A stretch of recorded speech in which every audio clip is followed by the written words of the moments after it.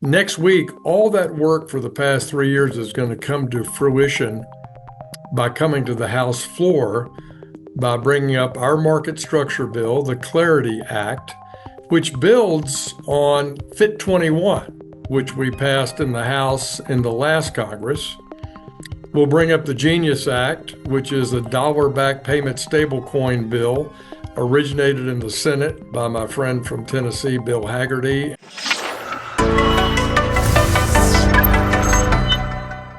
This episode is brought to you by Proppy, which is leading the charge in putting real estate on chain. Proppy is a game changer. You can buy and sell real estate with cryptocurrencies using the Proppy platform, which is powered by a blockchain, of course, and they have a native token called Pro. And I've been an investor in the Proppy token since 2018. So Proppy is a licensed Web3 pioneer operating since 2017. They have facilitated over $4 billion in transactions. They're putting titles and deeds on chain. They use Coinbase for their crypto escrow service. So this is a great platform. And once again, they are ahead of the curve when it comes to putting real estate on chain. And they just launched a great campaign where you can earn some of the Proppy tokens. And it's simply by doing tasks such as sharing their vision video, signing up and inviting a friend, and much more. So if you'd like to learn more about Proppy, visit the link in the description. Hey folks, welcome into the Thinking Crypto podcast. I'm your host, Tony Edward, and joining me today is Congressman French Hill, who is the chairman of the House Financial Services Committee. Congressman Hill, great to see you. Tony, it's great to be back with you. Thanks for the invite. Yeah, absolutely. Congressman, you and the folks in the House announced that next week will be Crypto Week. Tell us about this and what we can expect. You bet. For the better part of almost 3 years now, under the previous leadership in the last Congress of Chairman Patrick McHenry of the Financial Services Committee, we've made a lot of progress in designing the legislation that we need for a U.S. dollar-backed payment stablecoin. And what kind of market framework legislation do we need to allow the ecosystem to really blossom here in the United States? And then finally, make a statement that a majority in the House and Senate believe that the private sector should lead the way and that we shouldn't have a government-sponsored, government-directed government accounts for our businesses and our households through a central bank digital currency. So next week, all that work for the past 3 years is going to come to fruition by coming to the House floor by bringing up our market structure bill, the Clarity Act, which builds on Fit 21, which we passed in the House in the last Congress. We'll bring up the Genius Act, which is a dollar-backed payment stablecoin bill originated in the Senate by my friend from Tennessee, Bill Haggerty, and a great bit of bipartisan work, outstanding bipartisan work in the Senate. And then finally, Whip Tom Emmer's bill, that is essentially an anti-CBDC bill. So it's going to be a big week next week. It's been a week that lots of members of Congress and senators for years have worked on. And we're standing on the shoulders of that gigantic effort that they've made in the past years. That's amazing and really great to hear. And to your point, all of these things culminating to this week of years of working by different folks. So is the goal to get these bills passed in the House or start a markup phase? Right. Well, early in the year, President Trump asked the House and Senate to deliver for him these critical bills of a market structure framework bill and a dollar-backed payment stablecoin bill to his desk before the August recess. And due to the incredible work of our members and staff, I believe we're going to be in a position to, from the House's point of view, deliver those legislative goals through the House and back over to the Senate. But it would mean, for example, that next week, if we're successful, that Genius could go on to the president's desk for signature. And we've gotten major public commitments now from the White House and from the Senate that they're fully committed to moving a market structure bill like Clarity through the Senate and get that also to the Senate, to the president's desk just as soon as possible. So it sounds like the Genius bill in the home stretch. We're so close, Congressman Hill. So once it passes in the House, it goes to President Trump. He signs it into law. That's kind of seems surreal, but Yeah. exciting at the same time. Well, we've talked about it a long time, haven't we? Mm. But the reason why I think it's so important that we have the Senate and the White House commitment on market structure is when genius is passed, it's nice to have a federal law and a state federal partnership on issuing and overseeing dollar-backed payment stablecoins, but there's no clarity in where to use them or how to use them most effectively across the whole ecosystem unless we get this market structure legislation put in place too. And look, the senators on a bipartisan basis understand that. We know it here in the House, and that's certainly a goal for President Trump and his top advisor, like David Sachs, who's done such a marvelous job as his advisor on all things crypto and artificial intelligence.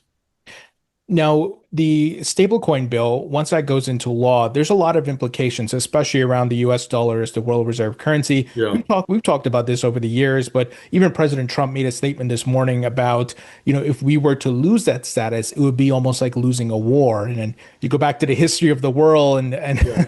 and world reserve currencies. So with stablecoin issuers being able to hold US treasuries, or they will have to back their reserves with US treasuries, does it reduce the dependency on the United States having to go to other countries to have them buy our debt? I don't think so in a big picture way, and let me explain why. I think that a dollar-backed payment stablecoin extends the brand of the dollar. It extends the power of the dollar as the reserve currency because you're right, whether they're stablecoin issuers here in the United States under US law, or whether it's a dollar-backed stablecoin issuer outside the United States, that fundamental tenet is it's got to be backed by short treasuries, 90-day treasury bills, or a treasury note that has 93 or so days or fewer left, or treasury overnight repo, for example. So this is the short end of the treasury market. And I do believe that this will be a very valuable and viable user for collateral purposes of that short treasury. But if you're the United States Treasury, you want to have that whole yield curve distribution to your best advantage for the United States. So I think stablecoins will be a contributor. I think they will extend the brand, the power of the dollar as the reserve currency, but I don't think they'll soak up all the need for Treasury borrowing. And that's why we set up in the House Financial Services Committee a new task force this year to assess the Federal Reserve and our monetary policy since 2008, and also look at our Treasury market structure resiliency in the face of large budget deficits. Mm. Because I'll just conclude here on this. The biggest risk to the dollar as a reserve currency is our own budget deficit here in the United States. We need to do, as President Trump's trying to do, grow the economy faster and rein in and prioritize our domestic spending. And if we do that over time, then we'll continue to enjoy the benefits of being that reserve currency. Oh, absolutely. And, there's a lot of demand for the US dollar because it's a world reserve currency around the globe, and putting it in a stablecoin format will make things a lot easier from an adoption standpoint. A lot of people around the world, they don't have computers, but they have a smartphone, a mobile phone. Right. Yeah, it's going to be easy for them to set up a wallet, transact with whichever US dollar backed stablecoin it is. And I have family overseas. I would love to be able to send them stablecoins. It's just faster and settles instantly and lower fees. Right. And so I think you see that cross-border adoption is a real driver. I think that'll produce more competition in remittance type processing. It'll extend the use of dollars in a much more, as you've just noted, user-friendly sort of way at a lower marginal cost to peer-to-peer transactions and peer-to-commerce and B2B outside the US. and it'll be very interesting to me. I'm very fascinated about how that adoption will take place, essentially considering what we've already witnessed with, I would say, lightly regulated dollar-backed stable coins today, in use outside the U.S. Absolutely. Let's since it's very closely related, let's talk about the anti-CBDC bill. Yeah. And when that gets passed in the House, does it have to go to the Senate or is it going to the president? No, that bill would have to go to the Senate. We have to find 60 senators that will vote to support it. But let me be clear about what Whip Tom Emmer and our great member Warren Davidson, the chairman of our National Security Subcommittee, the mission here is very simple. It takes an act of Congress to direct the executive branch and the Federal Reserve to design and implement something like a consumer-based central bank digital currency. And we're reiterating that that's the position of Congress. Some would argue, Tony, that that's already the law. It's in Article 1 that Congress is in charge of money, defining it, defining how it's measured, et cetera. And that's true. I agree with that. And we've even had Jay Powell, our current Federal Reserve Chairman, testify before our committee multiple times over the last 3 or 4 years, indicating that to set up a true central bank digital currency would take an act of Congress. So we're trying to make that statement very clear so there's no ambiguity about it whatsoever. Americans have a million ways to do financial transactions, and they are very sensitive about their Fourth Amendment right to privacy. And the idea that we would debit cash or debit a bank account and credit some account we have over at the Federal Reserve, I mean, I don't think Americans are keen on that. And traditionally, since World War II, a lot of our payments advances, both B2B and B2C and C2B, have been done through the private sector, working through the Fed payment process, but they've been private sector innovations and orientation. And so that's why we're pursuing this anti-CBDC legislation by Tom Emmer. But you're right, it would have to take a 60 vote margin in the Senate to be passed and then sent on to President Trump's desk.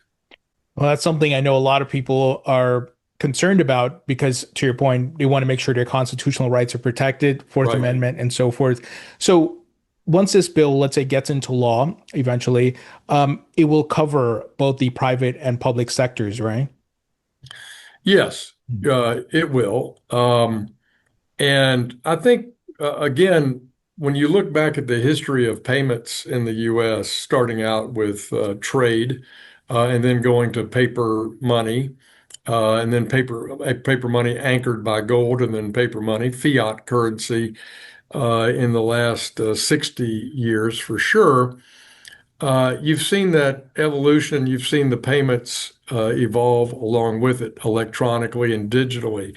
To me, this is just another payment rail now on a blockchain system. And we want to that's programmable. And as you say, 24 hours a day settlement capability, 7 days a week settlement capability. I think you'll see the other aspects of the payment system adopt from the competition of this new one, whether it's a privately issued stablecoin, like issued by a U.S. bank or a U.S. Company in partnership with a bank. However it happens, I think you'll see it covered by the laws that we're putting in place here, both under Genius and under the Clarity Act, and certainly prohibition of the federal government driving that outcome through a CBDC. Mm. Um, well, hopefully that bill makes it through as well all the way. Obviously, a lot of people are very focused on the market structure and the stablecoin bill, but I think this Yeah. one is also very important. Now, speaking of the market structure bill, the Clarity Act, that one is very complex, a lot of moving parts and components, as opposed to the stablecoin bill, which is relatively straightforward. Tell us about that. And I saw David Sachs also gave an updated timeline that he expects it to be in the Senate around September and a vote around that time. What can we expect as far as in next week? Would it be markups and things like that? Yeah. Well, we've marked up the clarity bill in the House, so it'll be voted on the House floor. So this will be our best draft of a market structure bill that's been debated in the House, really, as you know, since 2023, when we wrote FIT and then we voted FIT 21 across the House floor with 71 Democrats back in 2024. So this is a new version of market structure. We call it the Clarity Act. It's been marked up and debated in the House. We'll vote on it in the House. It'll go to the Senate, and then we're looking to Senator Scott, Senator Lummis, Senator Gillibrand, Senator Haggerty, and others to put their views about market structure either on clarity or around clarity or in a bill of their own design that includes portions of clarity. We'll let them work on that, have some hearings, do a markup, but we want to hold the Senate to their commitment of marking this bill up and getting it through the Senate in the time frame that David Sachs has outlined. I think that's very, very important for President Trump to have both these bills on his desk as close together as possible so that this ecosystem can evolve in an effective way. With just genius, I don't think you get the evolution as quickly and as promptly as I think you do when you have both bills functioning together. Yeah, that absolutely makes sense. Now, you mentioned this bill was originally titled Fit 21. It got, a further iteration done on it, Yeah, evolved to become the Clarity Act. Has the crypto industry weighed in on the different aspects of this bill? Because yeah, there's so many things part of the market yeah, structure, DeFi, taxes, staking. I mean, right. you name it. Yeah. Well, we can't tackle everything in this bill, but what we've attempted to tackle in this bill is clarity around what's a security and what's a commodity. And if a token is treated as a commodity, how will it trade? How can I raise money around it? Do I use a broker? May I put it in my own account? How would I have liquidity in that token? Is it regulated by the Commodity Future Trading Commission, the CFTC? If it's treated as a commodity, if it's treated as a security or a token on a blockchain that's not yet decentralized, not yet fully functional. It may be under the rules of the Securities and Exchange Commission, the SEC. So we outline that framework of those rules. We also provide clarity to banks. How do they serve as a custodian for someone's digital asset? Not everybody will want to have a self-custodied wallet, but the bill preserves self-custody. Hmm. And that's a very important tenet to the ecosystem for digital assets. So, but you can imagine some people may want to start out where they actually use a trusted intermediary for some of this functionality until the marketplace is fully up and operating. And so the bill contemplates both. So it coaches and gives clarity to banks. You remember the confusion, the insane amount of confusion around Gary Gensler and Staff Accounting Bulletin 121, where he just got everybody tangled up about how to be a custodian or not be a custodian, that you have to put the value of the person's owned crypto on your balance sheet. I mean, it was nuts. So we have clarity in this bill around that as well. So but you're right, we don't address every single crypto related challenge like on taxation or some other topics, but we definitely tackle what's a security, what's a commodity, how do you obtain liquidity, how do you raise money, how do you use a broker, how do you be listed on an exchange? And I think it's offered some improvements from Fit 21. And you're right, the crypto industry has certainly weighed in. They offered critiques from Fit 21 from 2024, and they've given us a lot of advice on this one. And I'll say this, the CFTC and the SEC have provided great technical assistance as well about how these bills should be structured in the face of current laws and current requirements that we have for commodities and securities. That's really great to hear. And it's amazing how much progress have been made. So, obviously kudos to you and the folks in the House. Um, you know, Are you expecting, and you and your colleagues expecting an economic boom here in the United States once these bills are passed into law? Kind of what took place in 1996, where, if I remember, I forget the name of the bill, but it was passed and it opened up a lot of innovation for the internet and Yeah. created amazing companies. Yeah, Congress was so wise back in 1996. It was a telecommunications reform bill that opened up all of our cell phone services. And without that cell phone competition, we wouldn't have these powerful computers that we now call smartphones available to everyone around the world.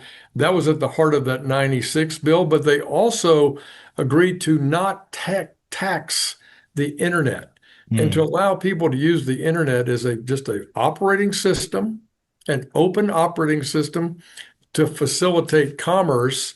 And they really created Web 1 that we know well and Web 2 that we experience today. And now we hope that the Clarity and the Genius Act and the work that we're doing in the House and Senate will create a really ecosystem for Web 3. And in that, where people can read, write, and own their own intellectual property, they'll be less dependent on a corporate network or a central network node, and you'll get the powers of that decentralized system for protecting intellectual property, for creativity, for generating new business ideas, and the tokenization of real world assets on a blockchain as well. So, when you and I first met, I talked about what attracted me to crypto, quote unquote, was not Bitcoin and it was not a financial payment. It was actually the programmability mm, of the blockchain operating system and writing applications there to remove cost, to make it easier, to improve documentations, to reduce fraud, to drive, again, cost out of a system of a traditional analog based, paper based system or converting that analog system of 30 years ago, to a digital form. This allows us to replace those actual agency steps producing certainly decentralized peer-to-peer activity, sure, but also have, a better operating system, better documentation, less fraud, more clarity, more programmability. So I'm attracted to that. And I think you'll see, yes, a real blossoming of blockchain applications across the economy, not just in finance. I mean, my background's in financial services, so I'm very comfortable about talking about tokenization as it relates to finance or raising capital around a financial services project. But I see this as a real productivity computing enhancement tool that you'll see across the economy, not unlike we're going to witness with artificial intelligence too. mm. We know the private sector, they're going to be able to hit the ground running with innovating. Government moves a bit slower, but I'm curious, what your timeline is for government to integrate blockchain, whether that be for voting, tax payments, and Yeah, even vice versa, payments to the government, government payments to people. yeah, And Elon was trying to put government spending on the blockchain. The Doge had those yeah, ambitions. yeah. You think we're like 5, 10 years away from that? Look, I think people, first of all, what's going to be neat to see, I think, is the competition among blockchains. Mm, And you see it today, and you've known it the whole time you've been so engaged in the ecosystem. But I think you'll now see blockchain competition like we've really just not even seen, before, even though obviously it's quite apparent. And there might be blockchains that are more useful for one activity versus another. What if you have a whole series of things that don't require instantaneous settlement 24 hours a day, 7 days a week, but you want to move that activity, that programmability over to a blockchain? So I think what people are seeing is they're experimenting. They're putting their toes in the water. You've seen a lot of innovation space in the venture capital community around different kinds of applications that are being written for different blockchains for different uses.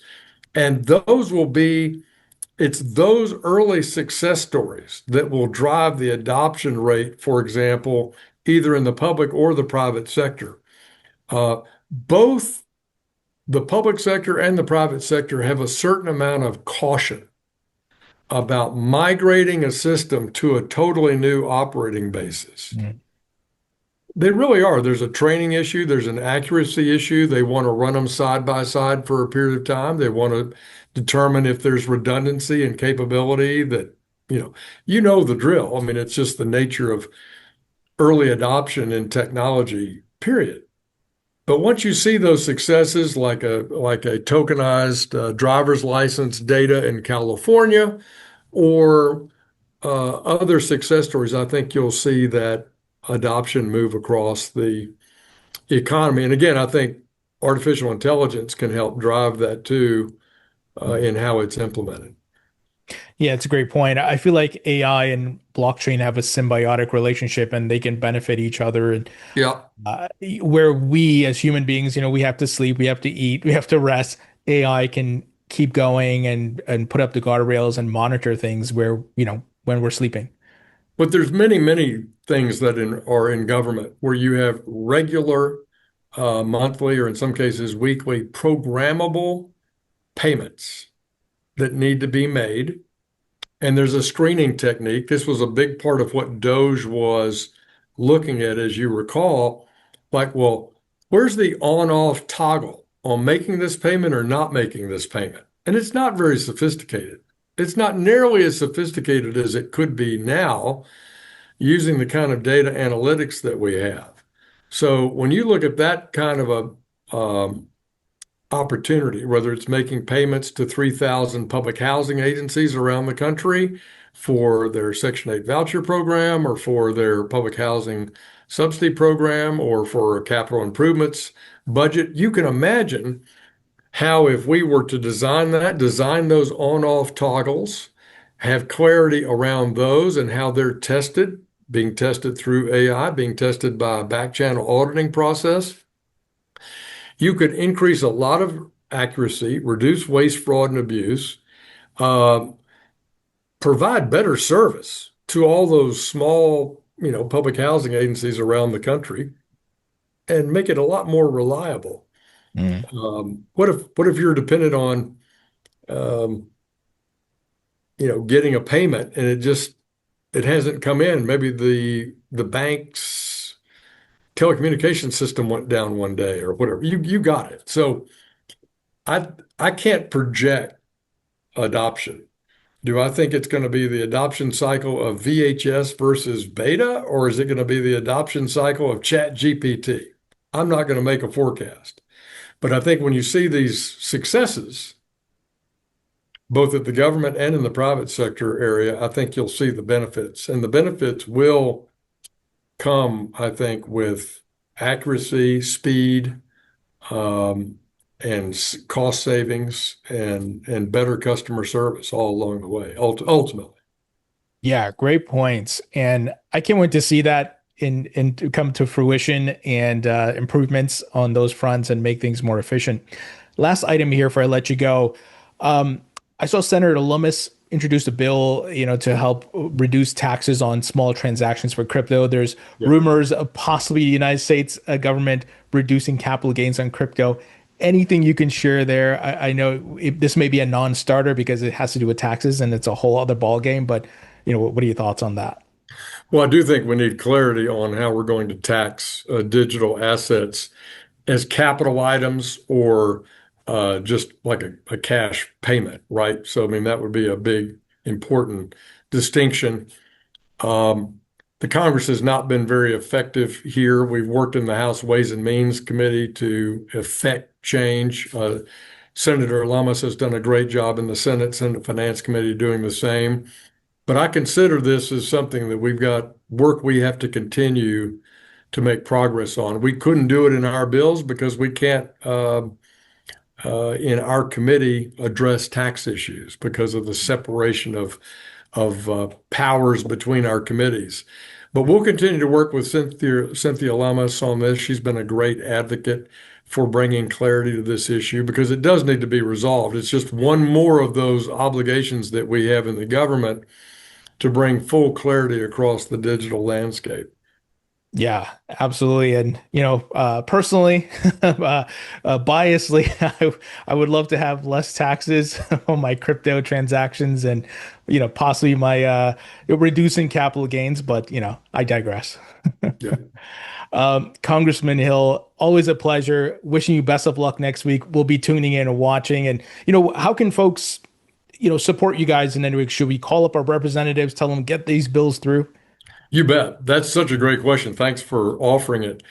Yeah, next week, these bills will be on the House floor. So if you have House members, we invite you to log into the House.gov website, find your member of Congress, and urge them to vote yes on the Clarity Act, the Genius Act, and the Anti-CBDC Act, all of which will be on the House floor next week.